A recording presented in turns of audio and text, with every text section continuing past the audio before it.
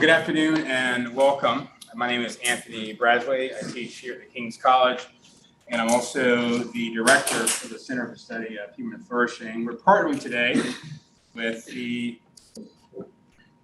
Intercollegiate Studies Institute, also known as ISI, to bring Rachel Ferguson to our campus to talk about her book, Black Liberation Through the Marketplace.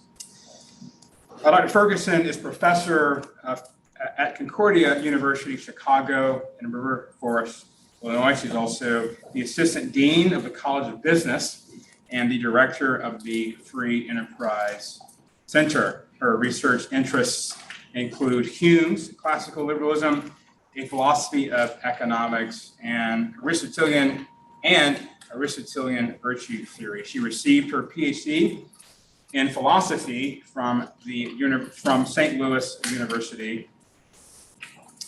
And there is no one that I can think of that's more of a PPE speaker that we could bring to our campus than Dr. Ferguson. She has her PhD in philosophy and has written a book that intersects race and philosophy and politics and economics. So she's going to present her book today. And we have some free copies to give to 10 of you who are enthusiastically going to ask questions, just as a hint. So join me in welcoming Dr. Ferguson. Also, I forgot one more thing. So her son, Asher, is interested in coming to King's, but he's a bit overwhelmed by the Manhattan part of the big city. The big city part. So this is also an opportunity for you guys to recruit her son to King's and give her some things to tell her son about Brooklyn. Yes, and yes. how different it is. So anyway, we're glad you're here. Welcome. Thank you. All right, it's great to be here. So yes. About 12. Yep, got it. All right, so I'm going to give a short description of the book, and then we're going to leave a lot of time for Q&A because this book is fairly ambitious. It covers basically all of American history, and so it covers way more than we can talk about today, but you can dig in on things that interest you in particular. So why don't I start out with this question? If I use the phrase classical liberal, do you guys know what I mean? Can you kind of indicate with maybe a little hand? Who doesn't know what I mean by the phrase classical liberal? Okay, there are people who do not. So let me just say real quickly, this is a book that comes from a classical liberal perspective. That's the political philosophy that I've been working on my whole life. And what we do in the book is we explain it very, very simply in terms of 5 things, okay? 3 are institutions and 2 are cultural values. So 3 of the institutions that we talk about are private property, very important to kind of as a fundamental value for a flourishing economy, and certainly freedom of contract, right? So it's wonderful to own what you have, but we often don't have the things we need. We have other things, and so we need to trade them with the people who do have the things we need. So we need freedom of contract. And then, of course, undergirding all of that in terms of an infrastructure of law, we need equal protection of the rule of law, all right? And so you need some kind of an enforcement of private property and freedom of contract. And of course, that private property includes your own bodily integrity, right? And the ownership of not only your own body, but your labor, okay? And so your government would protect all of those things. So that's your sort of infrastructure of law. And then classical liberals tend to be pretty enthusiastic about what the market can accomplish. And so we tend to be very sort of pro-entrepreneurship.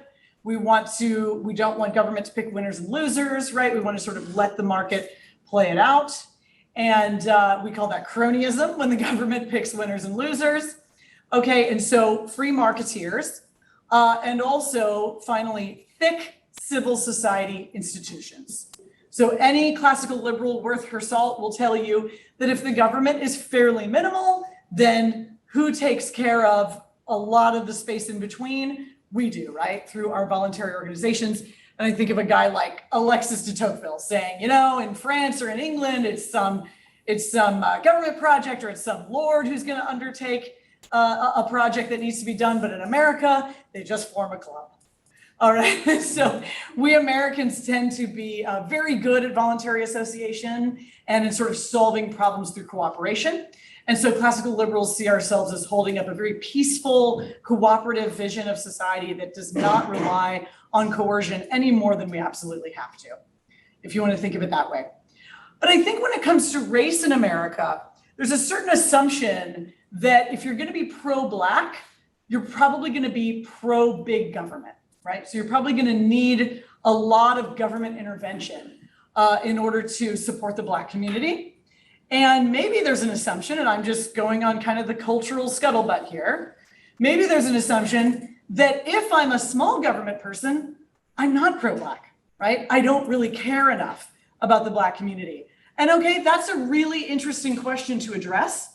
And so the project of my book, partially, is to make a very unusual suggestion. And the suggestion is that you can be a pro-Black small government person in the United States. Not only is that possible, there's actually a whole tradition all the way back into the really the entirety of American history. All right, and so let me tell you a little bit about what I mean. First of all, right, we had this debate about the founding. I don't know how much you guys are like keeping up with, the debates over race in America, but there's a couple of debates that I sort of take on in the book, okay?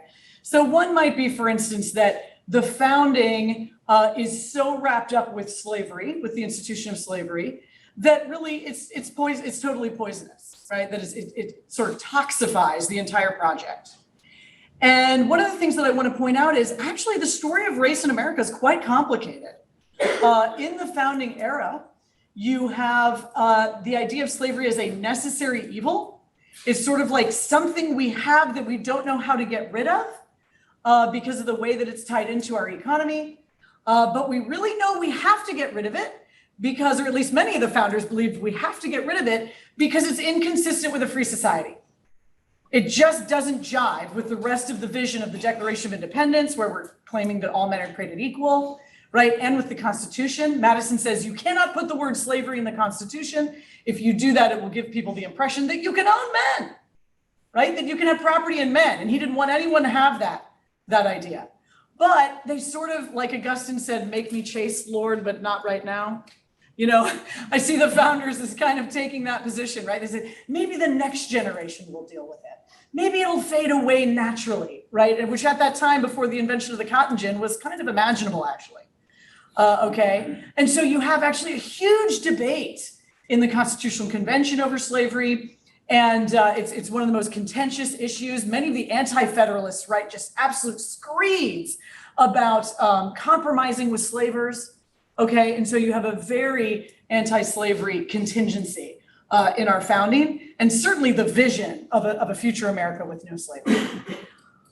This sort of racism of slavery actually becomes much deeper in the early 19th century. It's not until 1828 or so that you actually hear the phrase positive good associated with slavery. And this is coming out of the South because of pressure from abolitionists. So there's enough of a loud abolitionist group saying this is wrong, that the Southerners feel like they need to come up with some kind of a justification, right? And so they go back to Aristotle's argument for natural slaves. And they say these are a childlike people. They need to be cared for. And so it's a positive good. And I am like a kind of an aristocratic father, right? Pater familias, we might say. Okay, and so they have a very kind of feudal, aristocratic vision of themselves, or at least that's what they're selling, right? Okay, and so you actually see the racism become much more entrenched in the 19th century. So it's important to notice that there's a movement there. And then it gets much worse actually after emancipation because of the rise of the pseudoscientific social Darwinist movement, right? Where you actually start talking about racial inferiority and racial superiority. And so there's a lot to recover from. We actually sort of go downhill in American history before we can come back up. So that's an important point to know. And then the other big debate that's going on is really about capitalism. Now, in the book, I don't use the term capitalism. And the reason I don't use the term is because cronyism is associated in many people's minds with capitalism, right? I nudge my senator, I get subsidies or a good deal on regulation that's going to keep startups out, and so I don't have to deal with competition, right? And people think that's what capitalism is. Well, okay, so I don't use that term because I'm not trying to include cronyism, right? So I use the term free markets. But there's this whole question then about, and this is coming out of Nicole Hannah-Jones and the 1619 Project in the New York Times, if anybody's keeping up with that. It is going into some high school curriculum. And so it is worth engaging, I think.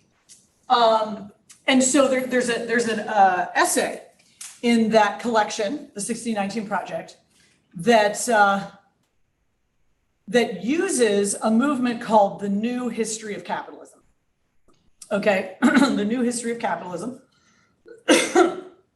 And these are historians who are trying to say that slavery is sort of the epitome of capitalism, right? That's exactly the kind of thing that capitalism is, that this is how we built up the wealth of the United States, is by extracting labor from African Americans. And sure enough, they actually draw kind of a straight line from the plantations to like corporations today, okay? And so what I argue in chapter 2 of the book, and with my co-author, Marcus Witcher, what we argue is that this is really a confusion about economics, okay? And so here's the idea.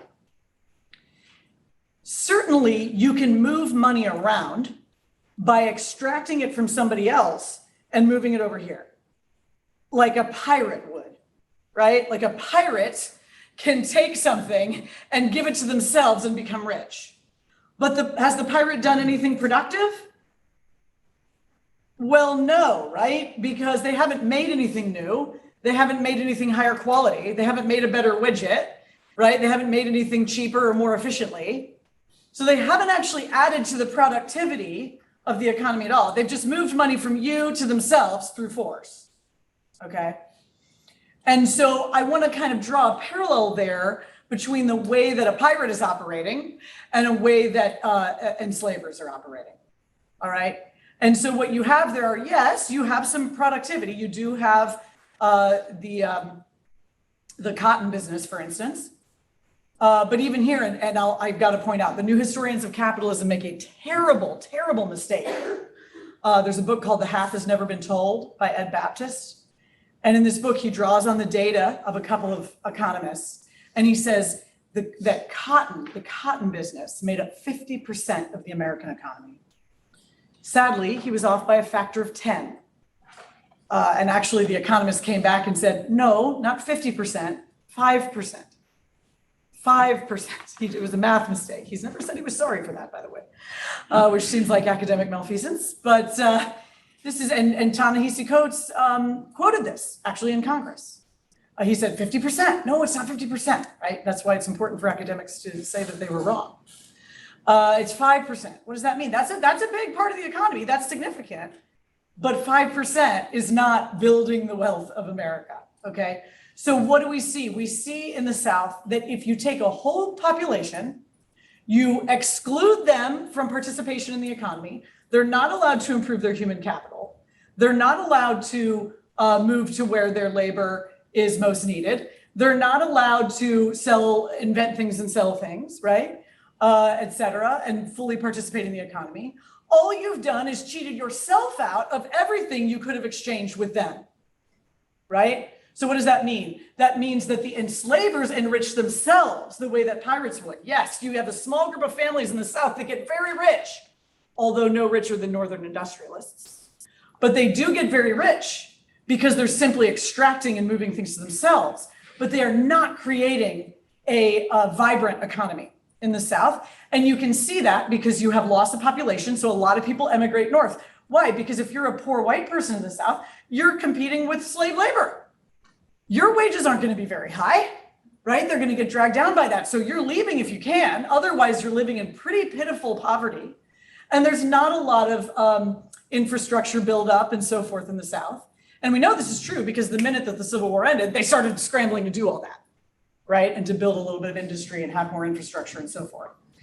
Okay. And so we know that the slave system held the Southern economy back in comparison to what it would have been if Black Americans had been free. I don't mean that it wasn't a big economy or that some people didn't get rich. Of course they did, right? But was the Southern economy as healthy as it would have been if they had been free? Absolutely not. And actually, this is true all around the world when it comes to slave economies. Everywhere you go, if it was formerly a slave economy, it is less developed today than places that were not. And there's political scientists and economists who track that, okay? And I put that in the book. So I'm spending just a little bit of extra time at the beginning here to lay down this foundation to say that we have some pretty big mistakes being made in the debate over race in America. And so that's where you get one side of the extreme, which is that maybe the American project is kind of hopeless because our history of race is so toxic. And maybe the whole liberal, and I mean liberal in the sense of free, right? Freedom oriented. Maybe the whole liberal project is doomed and we need to go in some other direction and give up on the American project. So you have that as one extreme. But of course, the other extreme is a vision of America that is so perfect and so wonderful, right? And kind of glosses over the incredible racial pain of our history. And so one of the things we do after we discuss property, a post-emancipation situation of property in Black America, we get into atrocities against Black Americans. Now, many of you have probably heard of lynching, right? You know that thousands and thousands, especially of Black men, but also women, were lynched. White people who tried to help them were also lynched, okay? And lynching had to do with not wanting to give someone a fair trial. So you're accusing them of a crime, but you don't want to actually let them go through the judicial process. You just want to hang them now. And in many cases, the crimes were trumped up. They weren't even criminals. But what many of us hadn't heard about, and I was shocked to research, is the convict leasing program. The convict leasing program is a situation in which a lot of new crimes were invented. This is actually the beginning of gun control in the United States. Black people were not allowed to have guns, but white people were. And of course, if you're thinking late 19th century, right? Everybody had a gun, right? I mean, that's how you protected yourself. And so it wasn't a strange thing to have a gun. And so all of a sudden it was illegal, for instance, for Black men to have a gun. It was illegal to be unemployed. You could just be standing there, right? Just standing there, leaning on a pole. And if you couldn't prove that you were employed, you could be arrested, okay? Or you could say something loud to a woman or something like that, and you could be arrested, things that are clearly not crimes, okay? So they were taken into the convict leasing program where they would have sort of a show trial, and they'd be represented by someone from the town. And this is so terrible, what they did. They would represent them, and then they would charge them for the representation, so that as they went off to the work camp, being charged with, say, a year's labor, they already owed a debt which added on to their sentence. Do you understand what I'm saying? They owed a debt to the lawyer who was just some dude from the town, right? Who never had their interest in mind anyway, right? Not like a true defendant, public defender. And so then when they got into the work camp, if they needed medicine or anything extra, they'd be charged for that. And then that would be added to their sentence. So you were totally trapped. And unlike under the slave system, where at the very least, the enslaver wanted to sustain your life so that you could be of service to him, right? You're kind of seen as an investment. In the convict leasing program, they didn't care whether you lived or died. And actually, the people running the camps were able to keep extra money if they didn't spend it on food for the prisoners. They could keep the extra, which meant that they fed them almost nothing. And if a sickness came through the camp, there were many, many cases in which 40% of the people in the camp just died because they were working in mines all day long, no sunlight. I could go on and on. It is devastating. It's a devastating story. Tens of thousands of Black men died and hundreds of thousands were in the convict leasing program, okay? And so one of the things I want to counter as a classical liberal is the idea that if I love America and I love the American Constitution and I think the American project is worthwhile, I have to gloss over the ugly elements of our history. Not only do I not have to do that, I have to do the opposite, because what I care about are private property rights, freedom of contract, and equal protection of the rule of law. So does that convict leasing program sound like equal protection of the rule of law to you guys? No. So I should be the first person as a classical liberal to draw attention to those sorts of violations and see that as terrible, unhumanitarian state overreach and call it out with all my might, okay? And what's interesting is we actually see this in history. This is very exciting. So I had, even being in the liberty movement all my life, I had no idea what a role liberty-oriented free marketeers played in Black American history. Do you guys know William Lloyd Garrison? Do you know that name, right? Famous abolitionist newspaper man. He was a very extreme free marketeer. He and his friends in the abolitionist movement were sort of disciples of a guy named Richard Cobden over in England. And he was a kind of Christian pacifist, actually. That was the idea, that we don't want to use coercion. And so for him, being anti-corn law was flowing from his philosophical commitments, and being anti-slavery was flowing from his philosophical commitments. When Frederick Douglass escaped slavery, he met William Lloyd Garrison, started working on his newspaper. Garrison was such an extreme abolitionist. He actually didn't like the Constitution because he knew that it did compromise with the South, right? And so he was negative about the Constitution. And initially, Douglass was on his side. But he ran into the work of a guy named Lysander Spooner. And Spooner said, no, what we've got to do is we've got to read the Constitution like a contract. Just read it like a contract and hold the nation to their words, okay? And so Douglass kind of flipped his position, and he actually ended up breaking with Douglass and with Garrison, and he started his own newspaper.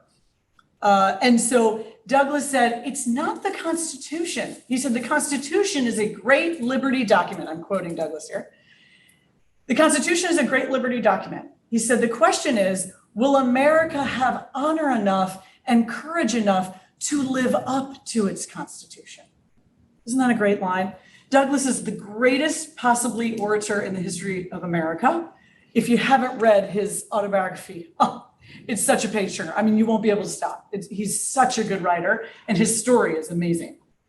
Douglass becomes an out and out classical liberal, out loud and proud, okay? And trust me, he knows what the alternatives are, because in the abolitionist movement, there are socialists and there are anarchists in that movement as well. So there's sort of like the libertarian element. We didn't have that word yet, right? But there was kind of the libertarian element. And then there were the anarchists and the socialists. He goes, no. Right? There is nothing wrong with private property. Everyone should be able to gain and save up for their future and for their family's future.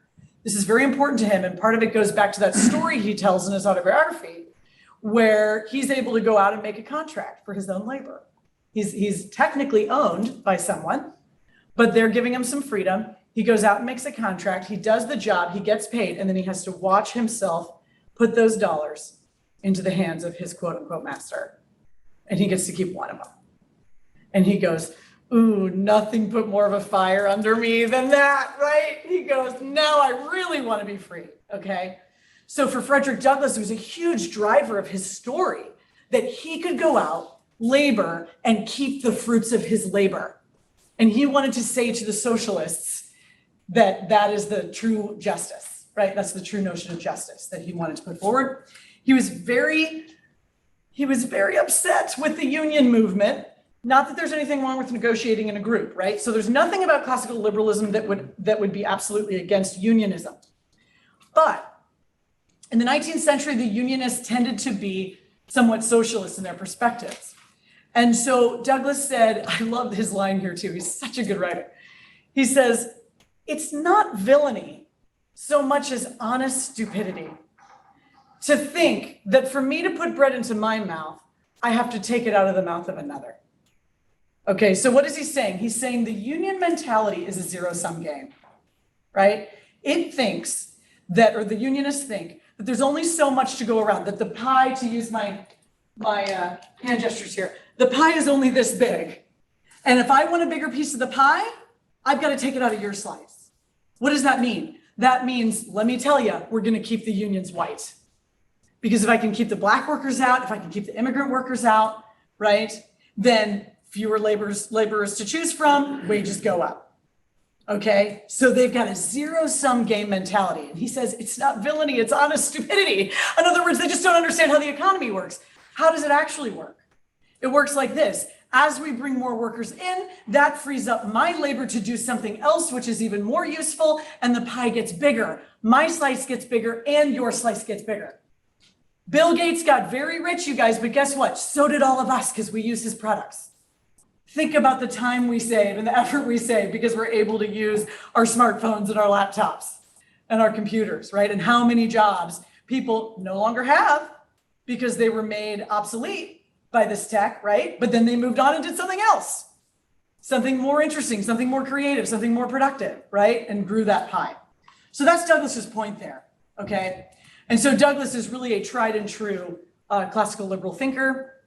And so we have that pro-Black, abolitionist, free market, kind of libertarian movement in the mid-19th century, personified in Frederick Douglass. But we see others come along after him. So for instance, two of the co-founders of the NAACP are very serious classical liberals, okay? And they're saying, we have a legal system, let's use it, right? Let's use our constitutional system to fight for the rights of Black Americans as fellow citizens. Do you guys know Laura Ingalls Wilder? She wrote Little House on the Prairie. My dad used to test himself to see how long he could watch the TV show Little House on the Prairie before he would start crying. And I think his limit was 12 minutes. But anyway, he was a tender-hearted guy. Her daughter, so Laura Ingalls Wilder is this pioneer, right? Pioneer family. Her daughter, Rose Wilder Lane, is a really great writer. And she's actually a communist. She flirts with communism. She actually almost joins the party when she's young. But then she goes to the USSR. And when she comes back, she's no longer a communist. Okay, so she changed her mind after visiting the USSR and actually becomes what we call one of the three mothers of libertarianism. Okay, because there's three women that are very important in the history of libertarianism. And so Rose Wilder Lane joins the Pittsburgh Courier, which is the biggest African-American newspaper in the country. She's not African-American, she's white, but she joins their newspaper, is absolutely thunderstruck by the coverage of lynchings. She said, me and my white neighbors assumed that lynchings are just these one-off events. We weren't putting tying the strings together, right? We weren't noticing that this is actually a kind of series of domestic terrorist acts against our Black neighbors. I've got to wake up my friends, right? I've got to wake up my friends in the white community. And so she starts making all sorts of arguments in the Pittsburgh Courier that are libertarian, small government, pro-market arguments for Black rights. And she actually, this is kind of a funny story, she actually gets fired because she wrote an op-ed that was too fiery, too zealous against the evils of zoning. Okay. And the reason I laugh about that is because, of course, zoning was used in an extremely racist way in the early 20th century, and we might even say now, right? And so constitutionally, you're not allowed to zone white and Black. That was actually established pretty early. But if Black people are further behind economically, which they certainly were at the turn of the century, then you can zone for single-family housing and higher density housing, right? And that way you can make it harder and harder and harder for people to be near where their job is, and then they require transportation, right? You can make their lives harder and harder and harder, mostly because you just don't want to integrate with them. Okay, and so Rose Wilder Lane is a great example. Zora Neale Hurston, if anybody's read the novel Their Eyes Were Watching God by Zora Neale Hurston, very famous Black Harlem Renaissance writer, very individualist, actually hated the New Deal, FDR's New Deal. She felt that it was insulting, that it was turning the state into a kind of paternalistic carer of the community. And she thought it was taking Black people in the wrong direction. And she wasn't the only one. There was a whole, George Schuyler is included, right? There was a whole movement of Black Americans who were anti-New Deal. But it was the Depression, very tempting to go in that direction. And so many did go in that other direction as well. And there's lots of other interesting people I could tell you about, but I will say that the libertarian movement in the 1970s, actually quite early on, was one of the first to pick up on some of the, we might say, inequitable outcomes of the drug war and the rise of mass incarceration in the United States. And so I spend time talking about that in the latter part of my book. But I do want to say quickly, there's a chapter that I just want to emphasize before we stop. And that is my chapter on housing and highways. Because this is a mid-20th century phenomenon, so it's in living memory for many of us. And we're really dealing with what we might call the hangover from this today, okay? Have you guys heard the term redlining? So redlining is more well-known, okay? This is where the Federal Housing Administration wouldn't give you a loan, or they told the bank that they wouldn't insure the loan if you were in a Black neighborhood or in an integrated neighborhood. And so white people were even sometimes given a house, right, by the GI Bill way out in the suburbs. And then the people in the city couldn't even get a loan to buy their house. So they had to be renters. They had a limited number of choices for housing, so their price of housing was higher. And this is for a community that's already behind economically. So it was very, very bad for the Black community. But what people know less about is the way that our federal highway system was built. So this starts in the 50s under Eisenhower, the federal highway system, and he's giving millions of dollars to these municipal leaders. Boy, that's a recipe for cronyism, by the way. I mean, when you've got money to hand out, you can build your own little political machine, right? You got lots of friends now, all the contractors, right? All the concrete guys. Okay, so they're building political machines, but one of the things they're doing as they build their highways is they're thinking, where should I put the highway? Well, I don't really like that neighborhood, and I don't really want whites and Blacks to be mixing. And by the way, there was a whole eugenics movement early in the 20th century that decided it wasn't a good idea for Blacks and whites to mix because they wanted Blacks to fade away, right? And so you have that in the blood at the time. And so they say, let's knock down this area to put the highway, which is the Black economic and cultural center in almost every major American city, or Latino if you're out west. And now you've got a big concrete wall between Blacks and whites, and so now we'll be more peaceful. Well, boy, did that backfire, right? Because what do we have now? We have very poor, very economically isolated, ghettoized, literally, using the term in the denotative sense, ghettoized neighborhoods that are recipes for disaster. Okay, so that's part of the story, but to add insult to injury, the urban renewal program comes next. And James Baldwin called it Negro removal, okay, because it was really supposed to be slum clearance, but it was really taking upwardly mobile working class neighborhoods and just kind of blowing them apart. And what is so bad about the highway system and the urban renewal program fundamentally? It's eminent domain abuse. Eminent domain abuse, right? Eminent domain is where we say the government has the right to take your house, they'll pay you, but they want to put something there that we have to have. Right. And so they do this to so many thousands upon thousands of people across the country in such a way as to totally disrupt their, forward movement economically. It was really, really a terrible move. And in many cases, they actually weren't even compensated for the houses, for the homes that they owned. OK, and so if I'm a classical liberal and I really believe in private property rights, I think it's part of your human dignity, right, to be able to have something that's your own, then I've got to get really stinking mad when the state comes along and takes it away from you for no good reason, and particularly for a twisted and evil reason, right? So I should be just as loud as the next guy about those sorts of injustices, even though I'm coming from a small government perspective. Does that make sense, what I'm getting at? Okay. So I'll stop there. I'll just mention I do have a chapter on the Black church, which I'd love to talk to you about as well. We're limited on time, so ask me if you want to. And then as we go on through the book, we do deal with the drug war and mass incarceration. And I also talk about solutions for the future. So you can ask me about those as well. So I'll stop there and then we'll just do Q&A. Thanks.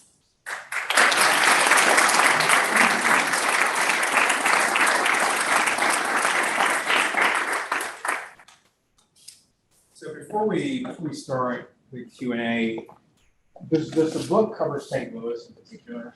So St. Louis comes up so often in my research that I use it as an example quite often. I don't have a chapter on St. Louis, but it pops up quite a lot, and I'm born and bred St. Louisan. I actually have friends whose families show up in the book because they tried to build neighborhoods for Black people, and the government told the bank no. Can you briefly tell the story of St. Louis? I just think it's important because it's one of the best, worst examples, I think, of everything that you're talking about. Oh yeah, I mean, well, and there's others too. Like I'm trying to think if it's in Minneapolis, the Rondo neighborhood in Minneapolis. There are actually places in various cities that have festivals celebrating the old neighborhood that is now gone, right? And so in St. Louis, there's the Del Mar Divide, and you can actually walk across, like you can look one way and it looks like you're looking at like castles, you know, the Central West End is absolutely gorgeous. And then you turn around and it's poverty and it's empty and it's barren looking, right? And you think, what is the street? It's just a street right here. You know, I'm looking right at it. Okay. And so you can see that distinction very starkly. And my friends are the Vatterotts. Remember the Vatterott? They used to have a community college. The Vatterotts have been around a long time. They're a serious Catholic family. And Mr. Vatterott, I grew up with some of the daughters, and Mr. Vatterott tried to build, he was a developer, he tried to build both white neighborhoods and Black neighborhoods because he was a good Catholic, right? And he wanted to do this. And he literally wasn't allowed to. And you can read that story in the book, The Color of Law by Richard Rothstein, which is really the best resource on that particular part of the story. But what about St. Louis in particular? The highways. Yes. In terms of how it divided St. Louis racially, isolated Black communities away from white communities, right. And really facilitated so much degradation. Yeah, and I don't have the map, but I think it might even be the St. Louis map that's on the front of Rothstein's book, if I'm remembering correctly, or he's definitely got it prominent in the book, because the Black community is or was so relegated to the north part of the city, and then eventually moved into the north part of the county as the city began to deteriorate. But we are, I believe, the third most segregated city in the United States. I think one thing that can be confusing for people is they assume that the South is where all the racism is because of Southern history, but actually northern cities going all the way to the Black codes, right? But then with the highways, especially, a lot of Black agricultural workers came up and were seen as, you know, low class. And so whites in the north didn't want to live near them. And so northern cities tend to be highly, highly segregated, which means that there's more racial tension between Blacks and whites in many cities, like Cincinnati would be a good example. I think Minneapolis might be number one on segregation. Is it Boston too? Boston's really bad, Yeah. And so actually you go down to the South and they'll talk more racist, but they'll also kind of get along more because people live in a more integrated way, right, throughout history. That's right. And so, yeah, St. Louis is a very egregious example, and it's very, very hard to get over. I am part of a neighborhood stabilization efforts in St. Louis that is trying to bring the economic networks in to neighborhoods that I call it network poverty, right? Once you're geographically isolated in that way, and of course you're culturally isolated in certain ways, you are economically isolated. So what do you need? You need the networks of the people who are not in that neighborhood to be brought into the neighborhood. Yeah. Great. Any questions? Yes. Yes, oh, thanks so much. Specifically, within the idea of, you talked about the housing highways chapter and you mentioned hangover effect. I know that the Del Mar Divide is an example, but what do you think are some of the consequences we're facing now? And how would you say your neighborhood programs and how you're fixing network poverty might solve for this issue? Oh, well, okay, so I talk about 5 solutions, and I want to be very, very clear here. Black does not equal poor in America. Let's be very clear. The majority of Black Americans are middle class, kicking it in the suburbs, okay?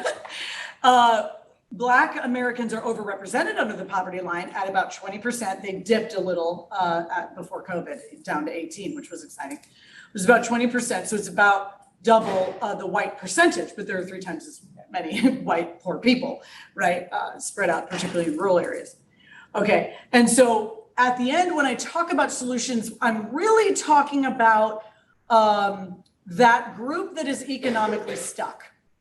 Okay, so something like inner city poverty, and it can be very tempting to associate the things that go on in inner city poverty with Black America or the Black community, and that's just not accurate, right? It's a particular set of problems. So I always want to say that, kind of preface what I say with that. But I want to say a big thing that I want to push for is educational choice, educational freedom. Because if the story I just told about redlining and highways and urban renewal and purposeful ghettoization of Black Americans is true, then we're only perpetuating that injustice by trapping those students in that zip code, right? It doesn't mean they can't go to school in their neighborhood, but they need to go to a school that's functional. And in many cases, like for instance, charter schools, even if they're not that much better academically, many of them are, right? But even if they're not, they're often much safer. So they're much safer in terms of mental and physical well-being, much less likely to get caught up in the criminal justice system, young pregnancy, that kind of thing. Okay, so educational choice is one, economic freedom, obviously.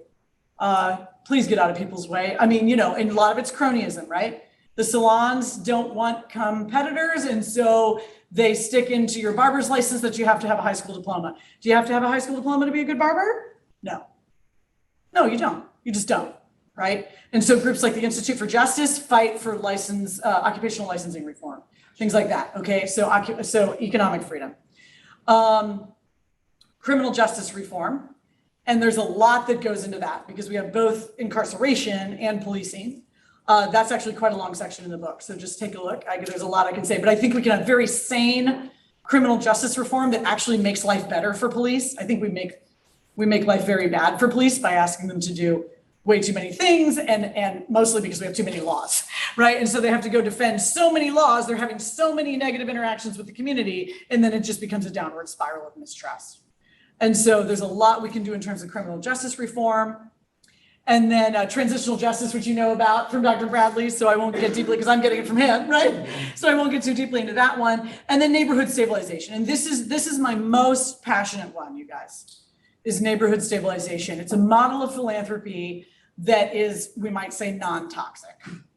And so oftentimes in our churches, frankly, we practice toxic charity, meaning I come in with a somewhat superior attitude. I think I know what you need. I'm going to come in and drop it on your head, right?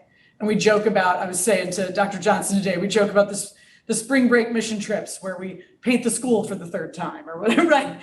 And it feels a little bit like poverty tourism or something like that, okay? And so what you actually need is the model of, say, Robert Lupton in his book, Toxic Charity, or Brian Fickert in his book, When Helping Hurts. The great Bob Woodson of the Woodson Center is a wonderful resource here. And so is John Perkins of the Christian Community Development Association. I call them the prophets of neighborhood stabilization. And what are they saying? They're saying, actually, you have to come in with a super humble attitude. And you have to subordinate your agenda to the agenda of the neighbors who have their own vision for the neighborhood. They just need to be empowered, right? And networked and things like that. So you have to come in with a very humble attitude, but you also have to come in with some serious love and commitment. It's going to take 8 to 10 years to stabilize a block. Hyper-local work, face-to-face, loving. And my point here is that, we complain a lot about the welfare state and the terrible perverse incentives, and that's all absolutely true. The incentives are more perverse than you know. Check out welfarecliffs.org if you're interested in that. welfarecliffs.org. The perverse incentives are terrible, but look, no government program is going to really be able to walk through life with someone who's coming from a very destabilized background and who has 10 different problems at the same time. They can't do it, right? They can send you a check in the mail. Maybe they can open an employment office, right? But all those little things, those little obstacles you run into, I don't know how to drive a car. I don't know how to get a license. I don't know how to fill out this application. I can't deal with it when my manager's a jerk. That requires having someone walking through life with you, right? And that's why I'm such an evangelist about the neighborhood stabilization movement. And I really wish that our churches would be, Brian Fickert has something called the Chalmers Center. Send your church mission board to the Chalmers Center so they can flip their philanthropic model and we can quit treating people like mere recipients, right? You have nothing to offer, I'll just give to you. I talked to a formerly incarcerated person at the conference I was at earlier in the week, and he said it was so frustrating. I got out of prison and everybody wanted to give me food and clothes. And he said, I wanted to give myself food and clothes. Help me do that. Right? It was incredibly dehumanizing and undignifying to treat him in that way. Okay? So it's a more dignifying perspective that doesn't treat people as mere recipients, but rather as those with whom we can exchange. So that's a quick rundown of the solutions we discussed in the book. Thank you so much. You're welcome. Any other questions? Yes. Go ahead. Touch on like when you talk about the Black church a little bit? Yeah, real quickly, I'll just say, I mean, this is so pivotal for the story of Black America. So some of the famous works on the Black church refer to Lincoln and Mamiya, is who I'm thinking of. They refer to the Black church as the cultural womb of Black America. And I think that that's because the Black church became the one place in which Black people really had leadership, right? They really had freedom. They were left alone. And we get to decide, we're the leaders. And so there's a lot of self-esteem and respect within that arena. It's important to know that slaveholders did not generally convert their slaves. They didn't try to evangelize their slaves. And that's because they thought that they might have more of an argument for being freed if they were your brother or sister in Christ. And they were right about that. That's exactly what Black people thought when they converted to Christianity. They thought, oh, you should free me, right? And so that's not actually how Black Americans became Christian. There were some Christians, which I know you've talked about. And we see that in, I've got to remember the name of the rebellion. There's one rebellion that's like Black Catholics.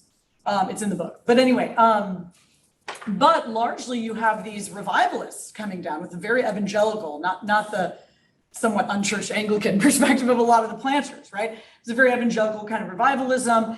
And Black enslaved people were ecstatic when they converted, because the idea of the imago Dei that you find was such a source of self-esteem. And then you come into this story of the Exodus, dear Lord, right? And so you have a lot of investment, not only in the story of Exodus, but also in the minor prophets. How do we treat the stranger, the poor, the widow, right? The orphan. Okay. And so it's just an incredible resonance with Black Americans. And so and they often worshiped by themselves, by the way. So just real quickly, a lot of times the planters would persecute them for their worship. And so they would literally sneak away in the middle of the night. They were called hush harbors. It's a wonderful book, Slave Religion by Albert Rabbitoe. And they'd sneak away and worship on their own. So the Black church was really its own thing that developed and is such an important part of the culture. And then because you had freedom within the church, everything happened at church. So, your political organization, your art show, whatever you were going to do at church. So it kind of all comes out of church. And you see one of the most amazing accomplishments, by the way, even from a purely secular perspective, is the rise in literacy. You go from basically zero at the end of the war to 80% literacy in 1930. Robert Higgs says it might be the greatest leap forward in literacy in history thus far. Why? Because people wanted to read the Bible. That's why, right? The churches were pushing education in incredible ways, okay?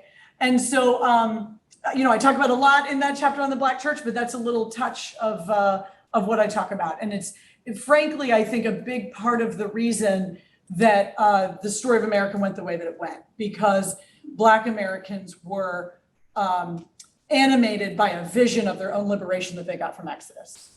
And so when the Northern armies came, I don't know how much the Northern armies cared about Black slaves, to tell you the truth, right?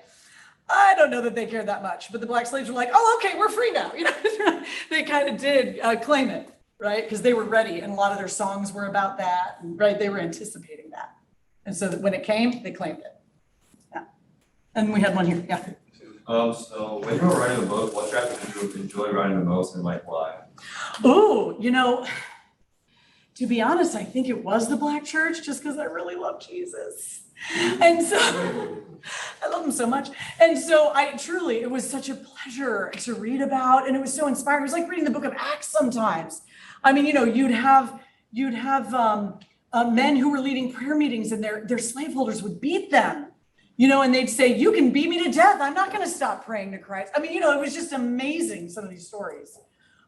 Really, really wonderful and encouraging. And I also think that the Black church, and I know Dr. Bradley touches on this sometimes, at least in, our Twitter discussions and things that we have, that the Black church reconciles some things in a way that I think is actually productive for all of us to consider.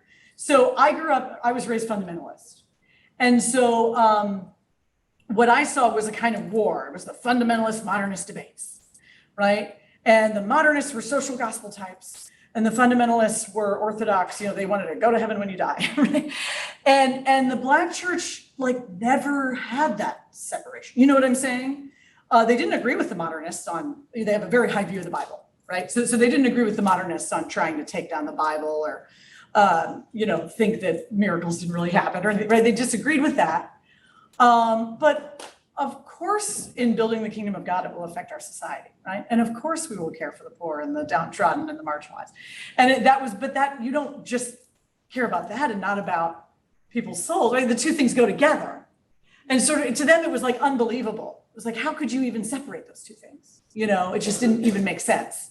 And they really didn't, except for the Pentecostal movement, which was later. The traditional Black churches really didn't enter into that, and they actually thought it was sort of silly and weird.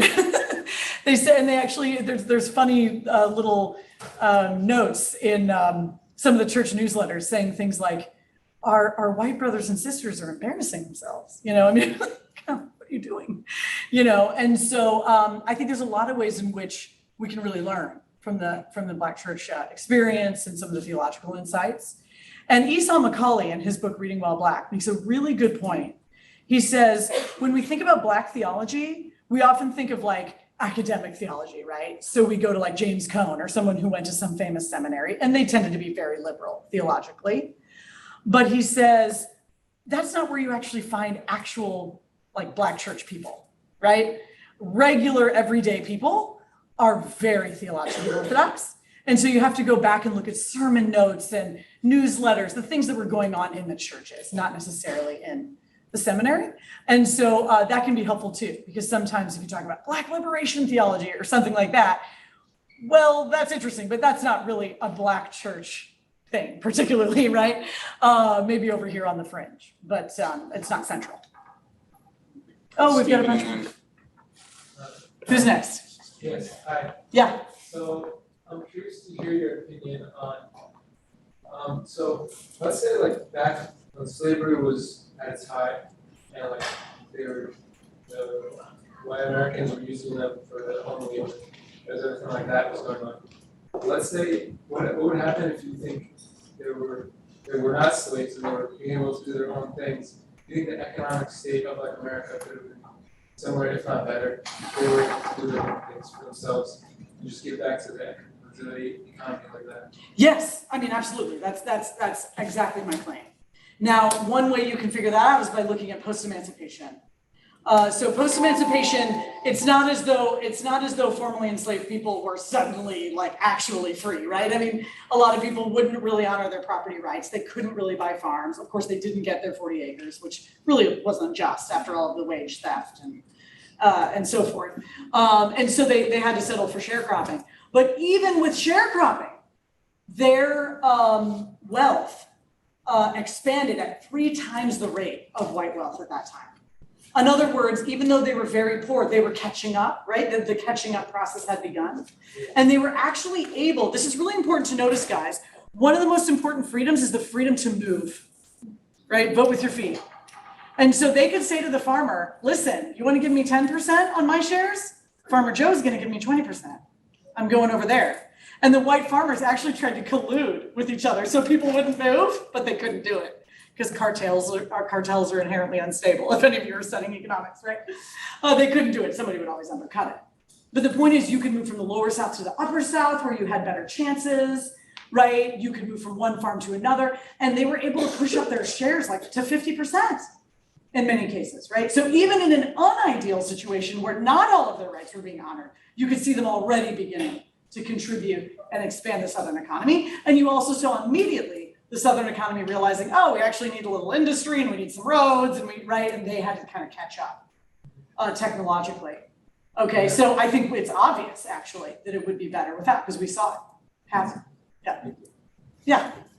How would you concisely refute the ideas behind the 1619 Project, and what do you think the consequences of those ideas will be as our culture, and starts to embrace them? Well, read chapter 2. In chapter 2, I'm taking on specifically Matthew Desmond's essay, So he's the one who's making the economic argument from the New Historians of Capitalism. And so I'm going all the way back to Adam Smith and John Stuart Mill, who were all anti-slavery, both morally and economically, right? And they were saying, how in the world could it be better for the economy to have one group that is not free to move around? The whole idea of free trade is that you can do the thing that you're cleverest at, right? And you can take it where you need to take it, right? Or go over there and exchange or whatever.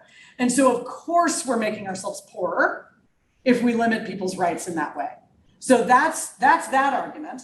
And then there's another set of critiques of Nicole Hannah-Jones for overstating the ways in which slavery was involved in the revolution. It wasn't a whole lot. I mean, in terms of any reason that the Americans seceded from England, right? And so she sort of suggests that it was, and she actually got hit from all sides on that one. The Marxists hit her really hard on that one too. So it's not like it was right or left. Both sides were like, that's just wrong. But what that means is that if that popular story, which is historically wrong, becomes, more widespread, then people might feel like, wow, the whole American experiment is just tied up with slavery and racism, and that's all it was ever really about, right? And we lose the idea that no, it was more like baggage, like this terrible, evil baggage that was brought into an experiment that was actually extremely good. And all over the world, people read that Declaration of Independence, all over the world. And it inspired other revolutionary movements for individual freedom, right? And so we don't want to lose the goodness of the revolution, of the dream of the equality of all, right, that we see in the Declaration, because we had that baggage attached to it. So we admit it. We admit the baggage is there, but we don't think it toxifies or totally ruins the project. I think that's what we have to say back. I cannot predict, what the outcome will be in terms of the wars over the 1619 project. We'll have to see. Time for one more question this side. Anybody on this side of the room? I'm so sorry. I wanted more questions. I'm talking too long. On this side? Okay, go ahead. Okay, so I also have a question about the 1619 project. This is something I've tried to understand for a while since I first heard about it. What do you think is the rationale for the 1619 project? Why do you think it's around? I know that they're trying to rewrite history, but what do you think the people who support this believe will be the end result? Why this need to rewrite this? What will they achieve? That's a great question. I'll say a couple of things. That's such a creative question. I need to think about it more. But I'll say a couple of things. Number one, it is true that there's so many little tributaries of ideas. I don't want to use the wrong name or the wrong title, but I think broadly it's not wrong to say that there's a kind of neo-Marxist strand of thought that it's not Marxist, but it's neo-Marxist that began to infect schools of education pretty early in the 60s and 70s. And it was an activist school of thought, right? So you can imagine being a historian or an educator who just is sort of trying to be as neutral as possible, right? You're just trying to sort of get the story right and say what really happened. You can never be totally unbiased. No one's arguing that you can, but at least you're trying, right? There's value to trying. But this is not that kind, right? It's actually an activist movement. It's pedagogy for liberation or something like that, right? And so the idea is that we actually want to push these ideas out through the schools of education. So it was very intentional, certainly. And that's been going on for decades and decades and decades, right? And so now you have, it was already, my husband has a communications background. He said, look, you already had this in the schools of journalism, in the 90s, right? And so it's just building over the generations. Nicole Hannah-Jones is a journalist, right? Activist journalist, okay? And so I think she probably sees herself as pushing forward a critique of the American liberal tradition that would push us in the direction of, I don't know how radical she is. I think for a lot of people, just a more European system where you have a lot more government control, you have a lot more regulation of the way that corporations are run so that like workers have to be on the board and everyone's forced to be unionized and you have an extremely thick welfare state, right? So there's kind of a spectrum and let's not get it twisted. I know Bernie likes to talk about democratic socialism a lot, but the Scandinavians are not democratic socialists. They're free marketeers who have a big welfare state, okay? They're actually very free. I mean, the chemical companies moved to Denmark because they have an easier time with the regulations there than they do here. So they have very free markets, but they just have a very thick welfare state, which can kind of work in a really, really small homogeneous country. You know, if you've got a couple tens of million people and you all are exactly the same, it can kind of work. America has 330 million people. We're the third largest country in the world, and we are the most diverse country in the world by far. And that makes those sorts of things much, much more complicated. But then as you go into Germany and particularly Italy and other areas of Europe, you actually have much more interference, almost like a more command and control sort of attitude. And some people do actually refer to that as democratic socialism, or the more interference you get, the more that becomes sort of true of those systems. And so I'm assuming she would like us to leave behind our minimal government, individual freedom perspective and move more towards that European model, or probably the more aggressive of those, I'm guessing. Do you know enough about her to add to that?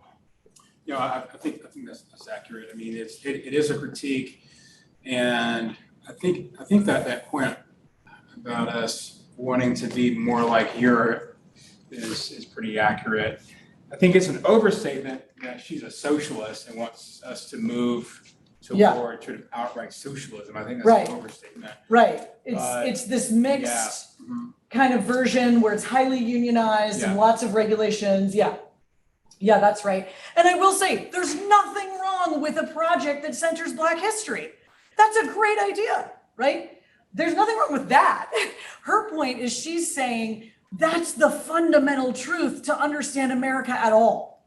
You're saying, no, never, I would say this here, let me be a little more imperative with you. Never believe one thingism. Any kind of one thingism. Or just be very suspicious.